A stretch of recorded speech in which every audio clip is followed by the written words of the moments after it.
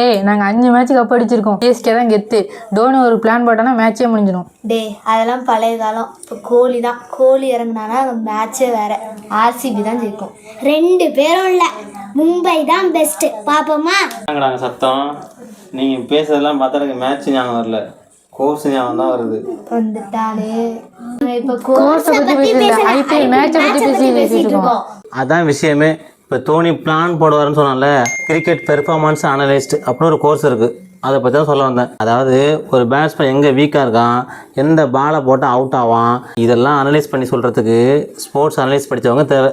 சரி, கோலி நல்லா ஃபிட்டா நல்லா ஓடி ரன்னெல்லாம் அடிக்கிறாருல, அதுக்கு ஏதாவது கோர்ஸ் இருக்கா?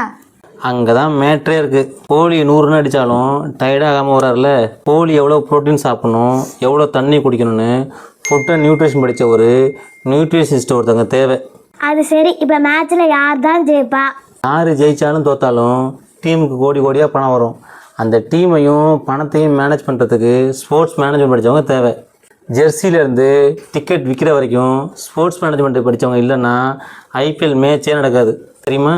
இப்போ சொல்லுங்கள், டீம் ஜெயிக்கிறது முக்கியமா இல்லை டீமில் நீங்கள் இருக்கிறது முக்கியமா?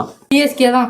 ஆர்சிபி தான். மும்பை தான். சிஎஸ்கே தான். ஆர்சிபி தான். மும்பை தான். இவங்களை திருத்த முடியாது. ஃப்ரெண்ட்ஸ், நம்ம சேனலை ஃபாலோ பண்ணிட்டு டிக்கெட்னு கமெண்ட் பண்ணுங்கள். நான் உங்களுக்கு கோர்ஸ் டீட்டெயில் சென்ட் பண்ணுறேன்.